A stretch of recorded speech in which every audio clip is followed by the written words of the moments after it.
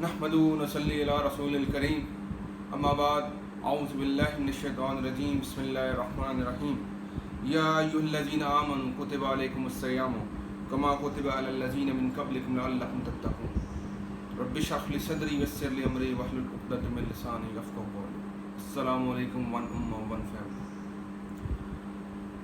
حاضرین، آج ہماری ماہ رمضان کے بارے میں بات ہوگی،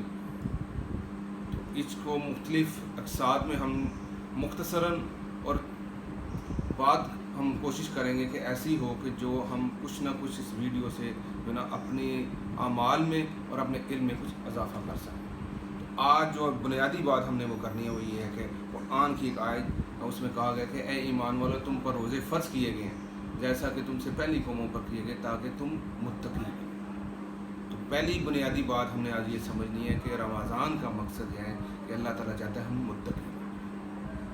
اب اس متقی کی جو ہے نا تعریف کیا ہے اور اس کے بارے میں قرآن میں اس کے مفسرین اس کے بارے میں کیا کہتے ہیں، اس سے پہلے یہ بنیادی بات سمجھ لیں کہ اس رمضان میں داخل ہونے سے پہلے دو بنیادی چیزوں کا ہم نے جو ہے نا اس پر غور کرنا ہے اور اس کے متعلق ہم نے اپنی اصلاح کرنی ہے۔ جہاں یہ رمضان کی جو ہے نا فضائل اور رمضان کے احکامات آئے ہیں قرآن میں ایک ہی جگہ 183 نمبر آیت سے لے کر 187 نمبر تک، اس سے پہلے اور اس کے آخر میں دو چیزوں کا اس کے ساتھ نظم ہے۔ وہ یہ کہ سب سے پہلے اس احکامات کے آخر میں جو آیت آئی ہے وہ ہمیں ایسے لگتا ہے کہ جیسے بات ایک نئی شروع ہو گئی ہے، لیکن اس نئی بات کا اس پچھلی والی بات کے ساتھ ایک تعلق ہے، اور وہ تعلق یہ ہے کہ سب سے پہلے اللہ تعالیٰ قرآن میں ہمیں کہہ رہا ہے کہ وَلَا تَأْكُلُوا أَمْوَالَكُمْ بَيْنَكُمْ بِالْبَاطِلِ، کہ تم آپس میں باطل طریقے سے اور ناحق طریقے سے لوگوں کا مال نہیں کھاؤ۔ اس کا ہمیں بات یہ سمجھ آئی کہ ہم نے رزق حلال جو ہے نا سب سے پہلے اس رمضان میں جب ہم داخل ہو چکے ہیں تو ہم نے پہلا محاسبہ کرنا ہے کہ کیا ہمارا رزق حلال ہے، اور ناجائز طریقے سے لوگوں کے حقوق جو ہے نا وہ غصب نہیں کرنے، یا ہم نے اپنی روزی جو کما رہے ہیں، چاہے ہم مزدور ہیں، چاہے ہم دکاندار ہیں، چاہے ہم فیکٹری والے ہیں، جس جگہ پر بھی ہیں، جیسی بھی ہم نوکری کر رہے ہیں یا کاروبار کر رہے ہیں، ہم نے دیکھنا ہے کہ ہمارا رزق حلال ہے یا نہیں۔ دوسری بات اس قرآن میں جو ہے نا رمضان کے احکامات سے جو پہلے جو بات کی گئی ہے وہ بات یہ کی گئی ہے کہ اگر تم اپنی زندگی میں یا مرتے وقت یہ خیال کرنا ہے کہ تم وراثت میں کہیں کسی بیٹے یا بیٹی کو زیادہ یا کم تو نہیں دے گے۔ اگر ہمارے والدین ایسا کوئی کام کرتے ہیں تو ہم ان کے خیر خواہ ہیں، تو جس بیٹے اور بیٹی کو زیادہ دیں گے اس کا ہم نے جو حصہ جو قرآن و حدیث کی روشنی میں وہ اس کو اس کے مطابق دیں گے۔ اور اگر ہم نے کہیں کم علمی کی وجہ سے اپنی زندگی میں اپنے کسی بیٹے یا بیٹی کو زیادہ دے دیا تو اس جو ہم نے کام کر دیا اس کی اصلاح کرتے ہوئے جیسے قرآن اور حدیث میں جو ہے نا جیسے ورثہ کے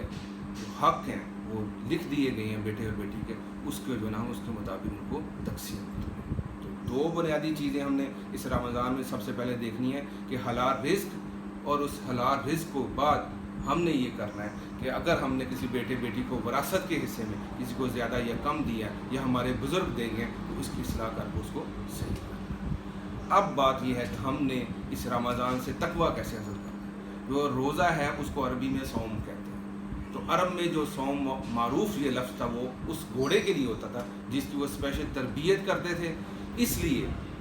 کہ اگر ہمیں جنگ پہ جانا پڑے، ہمیں کو معاملات ایسے کرنے پڑے کہ اگر کہیں اس گھوڑے کو پانی نہ ملے یا اس کو جو نا کھانا نہ ملے یا اس کو موسم کے تغیرات کے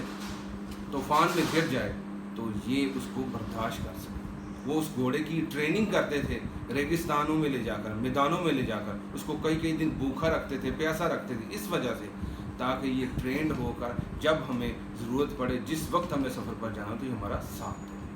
اس بات کو ایسے ہی لے لیں کہ اسی طرح ہی اللہ تعالیٰ ہمارے اس رمضان میں ایک ٹریننگ کرنا چاہتا ہے۔ یہ پورا مہینہ ایک تربیت اور ٹریننگ ہے۔ اس میں اللہ تعالیٰ ہمیں چاہتا ہے کہ ہمیں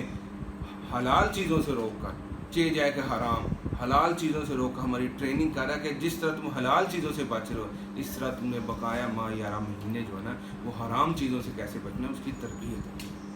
تو ہم نے دیکھنا ہے یہ 30 مہینے ہیں 30 دن جو ہیں اس مہینے میں، اس میں ہم نے جو ہے نا اپنی اس ٹریننگ کے ذریعے اپنی آنکھ کا روزہ، اپنے کان کا روزہ، اپنی زبان کا روزہ، اپنے ہاتھوں کا روزہ، اپنے قدموں کا روزہ، ہم نے ان تمام اعضاء کا بھی ساتھ روزہ رکھنا ہے، تاکہ جو اس کا اصل مقصد ہے کہ ہمارے نفس پر ہمیں قابو پانا آ جائے، اور اس نفس پر قابو پانے کی وجہ سے ہمیں شیطان کے احکامات سے دور ہو جائیں اور اللہ کی اطاعت میں آ جائیں اور اللہ کی رضا جو ہمیں حاصل ہو جائے۔ تو یہ بنیادی جو اس میں پیغام ہے وہ یہی ہے کہ ہم جو ہے نا اس کے ذریعے جو ہے نا اس رمضان میں روزے رکھ کر اپنی تربیت کر رہے ہیں، اپنے نفس پر قابو کیسے پانا ہے، ہم اس تربیت گاہ میں ہم جو ہے نا ابھی شامل ہو چکے ہیں۔ تو اللہ سے دعا ہے کہ اللہ تعالیٰ سب سے پہلے اپنے رزق کو جو ہمارا